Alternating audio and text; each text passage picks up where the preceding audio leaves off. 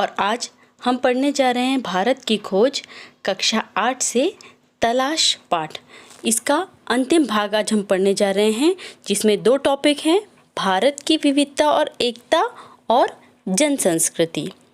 इसमें नेहरू जी ने बताया है कि भारत एक विविधतापूर्ण देश है, जिसमें विभिन्न प्रकार के लोग रहते हैं, जो हमें देखते ही समझ में आता है।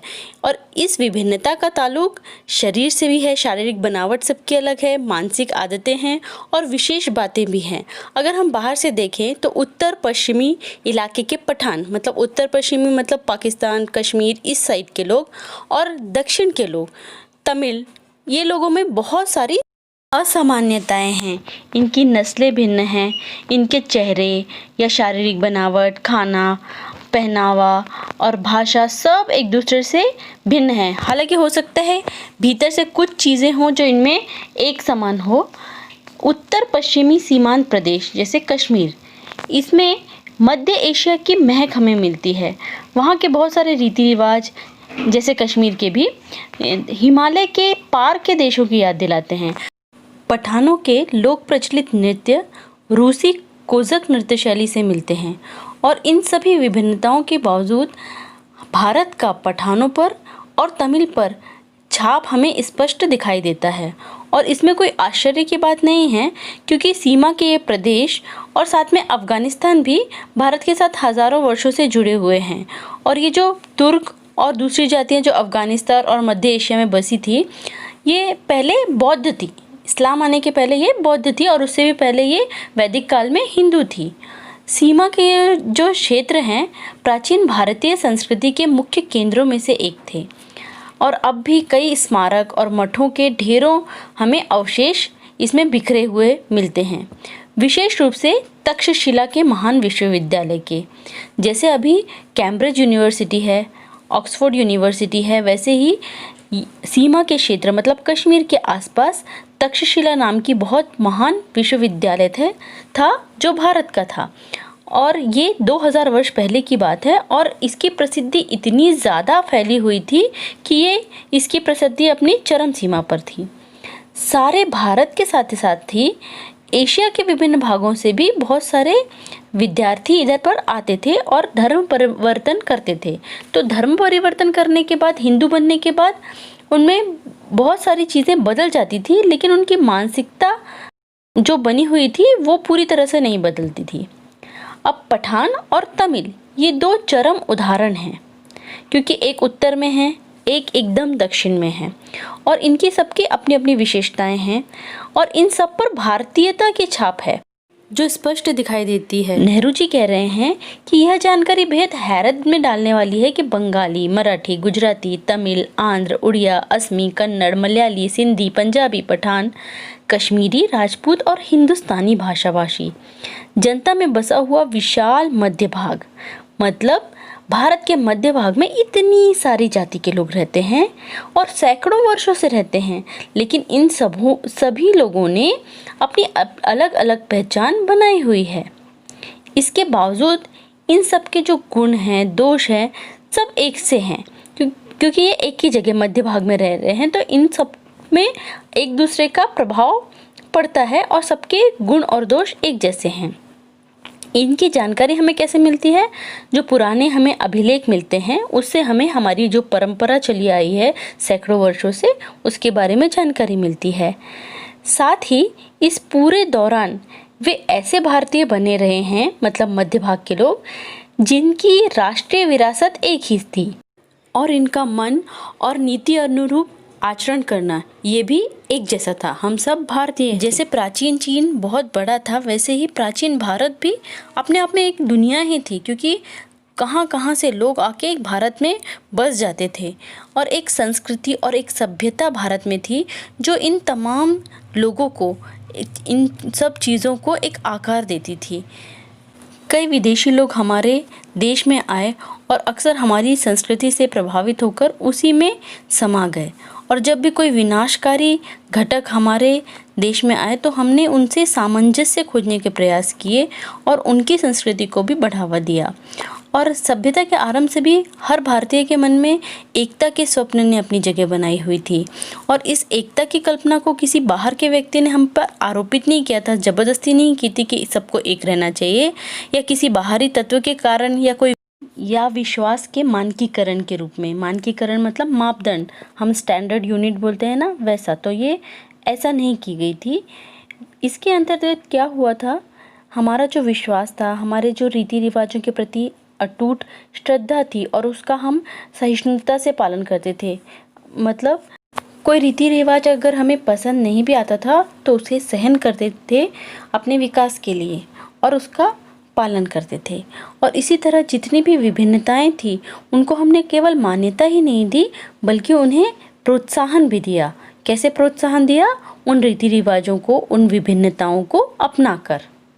अब अगर किसी देश और उसमें रहने वाले लोगों के बारे में अगर हम देखें तो वो चाहे कितनी भी मजबूती के साथ एक दूसरे से जुड़े हों, उनमें थोड़ी बहुत विभिन्नताएं तो होती ही है और देखी जा सकती है आसानी से। इन देशों के लोगों की एकता का पता हमें तब चलता है जब हम इनकी तुलना किसी और देश से करते हैं। और ये बात अलग है कि अक्सर दो जो आसपास के देश हैं, निकटवर्ती समूह हैं, उनमें भिन्नता पाई जाती है, लेकिन जो सीमा में स्थित इलाके होते हैं तो वहाँ ये भिन्नता नहीं पाई जाती है, ये धुंधली पड़ जाती है, ये आपस में एकदम घुल मिल जाती है। मतलब सीमा में रहने वाले लोगों में कोई भिन्नता नहीं पाई जाती है, उनमें दोनों देशों के लोगों के गुण रहते हैं, उनकी तरह रहन सहन रहता है। अब प्राचीन और मध्य युग में हमारे देश में ये आधुनिक जो अभी राष्ट्र के विचार है, एक ही राष्ट्र है हमारा, एक ही भारत है, ये विचार ने जन्म नहीं लिया था। उस समय धर्म, जाति, सामंती, इन सब चीज़ों का महत्व था। फिर भी नेहरू जी कह रहे हैं कि उनका विचार है कि उन्होंने भारत के इतिहास के बारे में जो भी ज्ञान अर्जित किया था उसके अनुसार वे कह रहे थे कि एक भारतवासी भारत में किसी भी हिस्से पर रहे लेकिन उसे अपने घर के जैसा अनुभव होता है, लेकिन अगर वो किसी दूसरे देश में पहुंच जाता है तो उसे एक अजनबीपन और एक परदेसी जैसा महसूस होता है। अब कुछ देश ऐसे भी थे जिन्होंने हमारे धर्म और संस्कृति को अपना लिया था, तो जब भारतीय ऐसे देशों में पहुंचते थे तो उन्हें अजनबीपन का बोध थोड़ा कम होता था और अपनेपन का भी बोध होता था। वे लोग जो किसी गैर भारतीय धर्म को मानने वाले थे और भारत में आ गए थे और यहीं बस गए थे, तो कुछ पीढ़ियों के गुजरने के बाद वो भारतीय ही हो गए थे। जैसे यहूदी हुए, पारसी हुए, मुसलमान हुए, ये लोग भारत में आने के बाद यहीं बस गए और भारतीय हो गए। और जिन भारतीयों ने, कुछ भारतीय भी इन धर्मों से प्रभावित हुए और उन्होंने इन धर्मों को अपना लिया, तो धर्म परिवर्तन के बावजूद भी वो भारतीय ही बने रहे। आज हमारे देश में राष्ट्रीयतावाद की धारणा है जो बहुत अधिक विकसित हो गई है। इस बात का पता हमें कैसे चलता है? अगर कोई भी भारतीय हो, वो चाहे हिंदू, मुस्लिम, सिख, ईसाई कोई भी हो, अगर वो किसी दूसरे देश में जाता है, विदेश में जाता है, तो ये सभी लोग आपस में एक समुदाय बना लेते हैं और एकजुट होकर रहते हैं, चाहे उन सब में आपस में कितने भी मतभेद क्यों ना हो। एक हिंदुस्तानी ईसाई कहीं भी जाए उसे हिंदुस्तानी ही माना जाता है। इसी प्रकार किसी हिंदुस्तानी मुसलमान को तुर्की, अरब, ईरान, ऐसे जो इस्लाम धर्म का जिस देश में प्रभुत्व होता है उस देश में अगर जाएंगे तो भी उन्हें हिंदुस्तानी ही समझा जाएगा। अब नेहरू जी कह रहे हैं कि उनके ख्याल से हम सबके मन में जो अपनी मातृभूमि भारत के लिए अलग अलग तस्वीरें हैं और कोई दो आदमी एकदम एक जैसा नहीं सोच सकता। तो यहाँ नेहरू जी भारत के बारे में अपने क्या विचार रखते हैं वो बता रहे हैं कि जब उनके मन में भारत के बारे में वो सोचते हैं तो बहुत सारी बातें उनके मन में आती है। हमने पिछले अध्याय में पढ़ा था, वो खैबर पास से दक्षिण तक की यात्रा उन्होंने की थी। तो जब वो भारत के बारे में सोचते हैं तो उन्हें दूर दूर तक फैले मैदान भी याद आते हैं, बहुत सारे छोटे छोटे अनगिनत गांवों के बारे में भी वो सोचते हैं, शहर, कस्बों, जिनकी उन्होंने यात्रा की थी सबके बारे में सोचते हैं। अब वे प्रचंड गर्मी के बाद आने वाली वर्षा ऋतु के बारे में सोच रहे हैं और उस जादुई बरसात के बारे में याद कर रहे हैं जिसके द्वारा जो गर्मी से बेहाल धरती थी उसमें एक नया जीवन का संचार हुआ। चारों तरफ हरियाली छा गई और धरती का सौंदर्य चारों तरफ बिखर गया। अब वे विशाल नदियों और उनके बहते हुए जल के बारे में याद कर रहे हैं। फिर वो खैबर पास गए थे तो वहाँ पर ठंड की चादर से कैसे लिपटा हुआ था खैबर पास, ये याद कर रहे हैं। वो अपनी दक्षिण की यात्रा के बारे में भी याद कर रहे हैं और लोगों के बारे में भी याद कर रहे हैं, व्यक्ति के रूप में भी और समूह के रूप में भी। और सबसे ज़्यादा वो याद कर रहे हैं बर्फ़ की टोपी पहने हिमालय की। और बसंत ऋतु में जब कश्मीर की किसी पहाड़ी घाटी में नवजात फूलों से लदी हुई होती है जो घाटी, उसको, उसके सुंदर रूप को याद कर रहे हैं। और अगर ऐसी कोई घाटी हो जिसमें कल कल बहता हुआ झरना भी हो तो ये प्रकृति का सौंदर्य देखते ही बनता है। तो इन सब चीज़ों को वो याद कर रहे हैं और अपने मन मस्तिष्क में ये तस्वीरें लेके आ रहे हैं जो उन्हें बहुत पसंद है और इन तस्वीरों को वो बहुत सहेज कर रखते हैं। हमारा अगला टॉपिक है जन संस्कृति। नेहरू जी भारत में ही रह रहे थे और भारतीय जनता के जीवन को अच्छी प्रकार से देख पा रहे थे और उन कड़ियों को भी ढूंढ रहे थे जिससे उन्हें पता चल रहा था कि कैसे भारतीय लोगों का जीवन अतीत से भी बंधा हुआ है और उनकी आंखें भविष्य पर टिकी रहती थी कि कब हमें हमारे देश को आज़ादी मिलेगी। लेकिन इसके साथ साथ उन्हें एक सांस्कृतिक पृष्ठभूमि भी मिली जिससे जनता के जीवन पर बहुत गहरा असर था। मतलब संस्कृति के क्षेत्र में हम बहुत समृद्ध थे। सांस्कृतिक पृष्ठभूमि में लोक प्रचलित दर्शन, परंपरा, इतिहास, कुछ मिथक कथाएं, कुछ पुरा कथाएं, ये सब चीज़ें आती थी और इनमें से किसी भी चीज़ को हम दूसरे चीज़ से अलग करके नहीं देख सकते थे। ये सब चीज़ें लोगों के जीवन से हमें समझ में आती थी।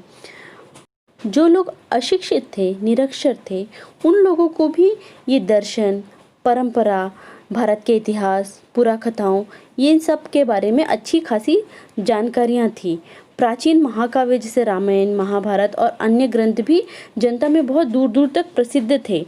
हर घटना, कथा और उसका नैतिक क्या अर्थ निकलता है, उससे हमें क्या शिक्षा मिलती है, लोकमानस के मस्तिष्क पर अच्छे से अंकित था ये सब चीज़ें। और उन्हें इन्हीं सब चीज़ों ने समृद्ध और संतुष्ट बनाया था। अनपढ़ ग्रामीणों को बहुत सारे सैकड़ों पद याद थे। हम जानते हैं कि कई कवियों ने, जैसे कबीर जी, रहीम जी, इन्होंने कई पद लिखे और ये सब पद उस समय की जनता में आम रूप से प्रचलित थे और लोग इन पदों का उल्लेख करते थे, अपनी बातों में इन पदों को शामिल करते थे। और इसके अलावा कहानियाँ, जो पुरानी कहानियाँ थी, वो भी बातों बातों में वो बोलते थे और ऐसी कहानियाँ बोलते थे जिससे हमें कोई शिक्षा मिले और उसे हम अपनी रोज़ की ज़िंदगी में उतार सकें। रोज़मर्रा के जीवन में यदि उन्हें कोई परेशानी आती थी, कोई समस्या आती थी, तो वो भी सीधी सादी बातचीत के दौरान वो उस बात को ऐसे साहित्यिक मोड़ पे मोड़ देते थे और आसानी से उसका हल निकालते थे। तो ये सब देखकर नेहरू जी को बहुत आश्चर्य होता था। नेहरू जी बहुत जगह पे गए, उन्होंने साहित्य पढ़ा और ये सब जो उन्होंने देखा और पढ़ा, उन सब का चित्र उनके अंदर, उनके दिमाग में महसूस किया उन्होंने। वैसे ही ये जो अनपढ़ किसान थे, उनके मन में भी उनका अपना तस्वीरों का एक भंडार था जिसमें उन्होंने जो पुरा कथाएं सुनी थी, जो महाकाव्य पढ़े थे या जो पद उन्होंने सुने थे, वो उनके जो नायक नायिका होते थे उनको वो अपने विचारों में, अपने मस्तिष्क में उसका चित्र वो बना के रखते थे। और लेकिन ये चित्र बहुत स्पष्ट होते थे। मतलब हर महाकाव्य, ग्रंथ या पद, उनकी जानकारी सभी लोगों में बहुत फैली हुई थी और सभी लोग इस बारे में अच्छे से जानते थे। मतलब सभी लोग ज्ञानी थे उस समय के। अनपढ़ लोगों में भी ज्ञान बहुत उन्नत कोटि का था। उनके चेहरे, उनके आकार और उनकी चाल ढाल को नेहरू जी बहुत ध्यान से देखते थे। इन गांव के किसानों के स्त्री और पुरुष को देखने के बाद नेहरू जी को समझ में आया कि ये जो पुरुष है ये संवेदनशील चेहरे हैं। मतलब ये लोग भावुक और नरम हृदय वाले हैं। इनकी जो देह है, जो इनका शरीर है वो बलवान है और जो इनके अंग हैं वो भी सीधे, साफ और सामान्य दिखाई देते हैं। महिलाओं में सुंदरता के साथ साथ नम्रता भी है, गर्व भी है और गर्व के साथ साथ उसमें संतुलन भी है। मतलब घमंड दिखाई नहीं देता है, लेकिन फिर भी चेहरे में एक उदासी है। और कभी कभी अगर नेहरू जी किसी देहाती रास्ते से या गांव के बीच से जाते हैं और वहाँ पर कोई सुंदर स्त्री पुरुष दिखाई पड़ते हैं तो वो उनको देखते ही रह जाते हैं, विस्मय विमुग्ध हो जाते हैं, मतलब आश्चर्यचकित हो जाते हैं उनको देख के। वो ये स्त्री पुरुष उन्हें भित्ति चित्रों की याद दिलाते हैं। भित्ति चित्र मतलब मुरल पेंटिंग जो दीवारों पर की जाती है, और इसके कई उदाहरण हमें भारत की प्राचीन गुफाओं में मिलते हैं। भारत लगभग 200 साल तक अंग्रेज़ों का गुलाम रहा, तो इतने भयानक कष्ट भारतीयों ने झेले। उसके बाद भी ये जो हम लोगों में जो हम सौंदर्य देख रहे हैं, जो उनके भावुकता देख रहे हैं, नम्रता देख रहे हैं, और जो उनका ज्ञान देख रहे हैं, जिसे साहित्यिक पंडित लिखते हैं वैसी भाषा का ये साधारण जीवन में उपयोग करते थे, तो ये सब कहाँ से आया इनके पास? इस सब को देखकर नेहरू जी को बहुत आश्चर्य हो रहा है, और वो अपने आप से पूछ रहे हैं कि इन लोगों को लेकर हम क्या नहीं कर सकते। मतलब आज़ादी की लड़ाई में ये लोग हमारी कितनी हेल्प कर सकते हैं, और इसके साथ साथ ही और भी व्यापार में और भी क्षेत्रों में इनके साथ हम बहुत कुछ कर सकते हैं। लेकिन इनके थोड़ा हालात अगर बेहतर हो जाएं और इनके पास काम करने के ज़्यादा अवसर हो जाएं तो ये लोग भी बहुत आगे तक जा सकते हैं। नेहरू जी बता रहे हैं कि चारों तरफ बहुत गरीबी थी, और गरीबी के कारण बहुत सारी समस्याएं भी थी, और इन समस्याओं को हम लोगों के चेहरे में, माथे में उभरी हुई चिंता की लकीरों से देख सकते थे। ज़िंदगी को बहुत बुरा रूप दे दिया गया था और बहुत भयानक बना दिया गया था, और इस बुरे रूप के कारण बहुत सारे भ्रष्टाचार पैदा हो गए थे। लगातार अभाव था क्योंकि हम तो गुलाम थे अंग्रेज़ों के, और इसके कारण असुरक्षा की स्थिति भी बनी रहने लगी थी, और यह सब देखने में बहुत बुरा लग रहा था नेहरू जी को। लेकिन भारत की असलियत उस समय यही थी, और इसे हमें स्वीकार करना था। इतना सब होने के बाद भी भारतीय स्थितियों से हारे नहीं, बल्कि उसे उन्होंने स्वीकार किया और उसका डटकर सामना भी किया। पर साथ ही साथ इन सब लोगों में नम्रता और दूसरों को भला करने की जो इच्छा थी वो बनी हुई थी। और इसका कारण क्या था? जो हमारे हज़ारों वर्षों से सांस्कृतिक जो विरासत है, रीति रिवाज है, परंपरा है, ये उसी की देन थी, जिसके कारण लोग नम्र और भले बने हुए थे इतना कष्ट झेलने के बाद भी। तो कैसा लगा आप लोगों को ये वीडियो? अगर आप लोगों को ये वीडियो पसंद आया है तो लाइक, शेयर और सब्सक्राइब ज़रूर करिए। अगर सब्सक्राइब किया है तो बेल आइकन को प्रेस करना बिल्कुल मत भूलिए। ऐसे ही अच्छे वीडियो के लिए मुझे उम्मीद है कि ये लेसन आप लोगों को अच्छे से समझ में आ गया होगा। मिलते हैं अगले वीडियो में।